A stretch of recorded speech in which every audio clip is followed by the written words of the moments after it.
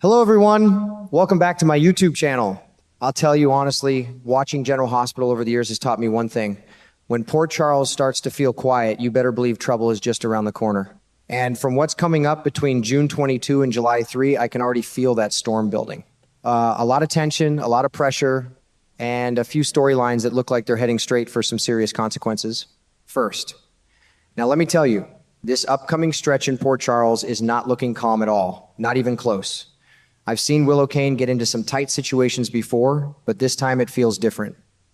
She's at home, in her own space, and suddenly she gets ambushed like someone has been watching and waiting for the right moment. That already tells me this isn't random, it feels planned, cold, and personal. And when Jen Sidwell shows up saying there's still unfinished business, well, in my experience, that kind of statement in this show never brings anything good. It usually means the problem is only just beginning. What makes it even heavier is how quickly things start stacking against Willow. That whole setup involving Brooke, Lynn, Quartermain, and Lucy Coe getting exposed just adds fuel to the fire. I've got to say, when secrets like that come out in Port Charles, nobody walks away clean. Willow suddenly finding herself cornered makes me think she's going to have to swallow her pride and lean on Harrison Chase whether she wants to or not. And at the same time, you've got other fires burning across town. Laura Collins stumbling onto a secret now, that alone is enough to shake things up because Laura doesn't ignore things like that. Meanwhile, Sonny Corinthos turning up the pressure on Ava Jerome, that's classic Sonny, and I wouldn't want to be Ava in that position, especially with Sidwell's influence hovering around everything like a shadow. Over in France, Anna Devayne's situation feels just as serious in a quieter way. When she sits down with her doctor and starts making big decisions about her treatment, you can tell this isn't just routine talk. It feels like she's standing at a crossroads, choosing a path that could change everything going forward. Second, now this is where things really start to feel tense in Port Charles, and I gotta say, I don't like the direction this is heading at all. Lulu Spencer and Dante Falconeri finally get a real chance to close in on Rocco Falconeri, especially after Nathan West, or as we now know, Cassius Faison points them toward where he's being held with Britt Westbourne. On paper, that sounds like progress, like finally getting someone back home safe. But in this town, nothing ever comes that easy. The moment someone helpfully gives up information, I always start wondering what the real price is going to be. And sure enough, it feels like this move could open up a whole different kind of danger. The risk of exposing the hideout to Ross Cullum is sitting right there in the background, and that alone turns a rescue into something far more explosive. Britt is already in a vulnerable position, so anything going wrong here doesn't just stay contained, it spills over fast. And I can already picture Rocco's reaction if everything falls apart. That kind of anger, especially from someone that young, doesn't just disappear. It gets directed at whoever he believes is responsible, and that puts Dante and Lulu right in the line of fire emotionally. At the same time, Carly Spencer drops a confession that catches someone completely off guard, and knowing Carly, that's never a small thing. Jocelyn Jacks, on the other hand, is right back in the middle of conflict with Cassius, which honestly feels like a relationship built on constant sparks and explosions at this point. And then there's Curtis Ashford. Now, I've seen Curtis jump to conclusions before, but this time it feels like he might be walking straight into a wrong assumption about Isaiah Gannon.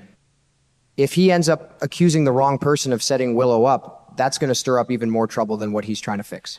In Port Charles, a mistaken accusation never just stays a misunderstanding. It usually turns into a whole new problem nobody asked for.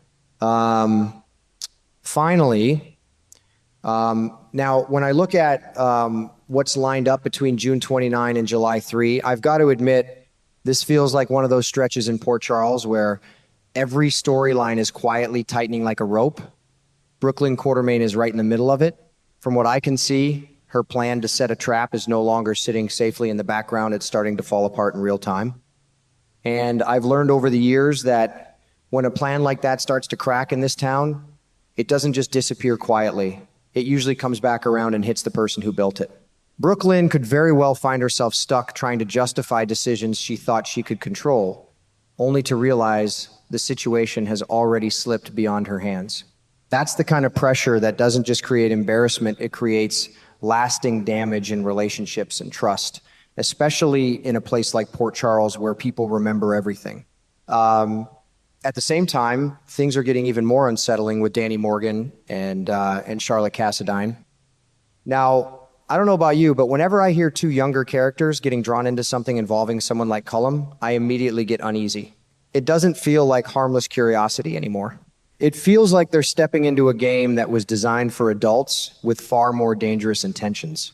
Danny and Charlotte working together suggests a kind of confidence that might not match the reality of what they're dealing with. And in my experience, that mismatch is where trouble always begins. They may think they're helping or even controlling the situation, but Cullum is not someone you want to underestimate or get tangled up with, especially when bigger forces like Sidwell are in play behind the scenes. And that brings me to Valentine Cassadine, who might actually be standing at one of the most important crossroads in his recent story. His meeting with Z in Geneva, representing the WSB, is not just a simple exchange of information.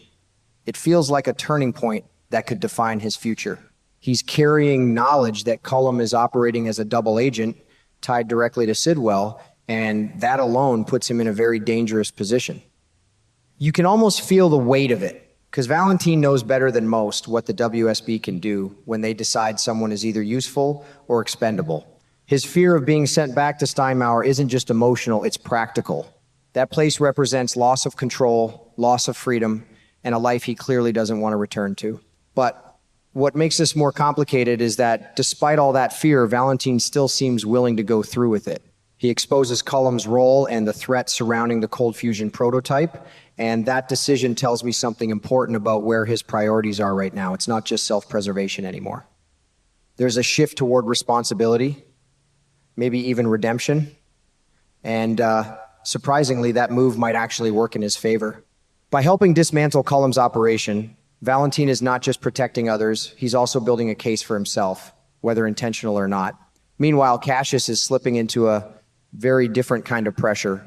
He's being cornered step by step, but what stands out to me is that he's not reacting the way most people would when they feel trapped. Instead, he's holding on to a personal promise to show up at the ball field with James West. On the surface, that might look like a small, almost sentimental moment, but in reality, it's incredibly risky.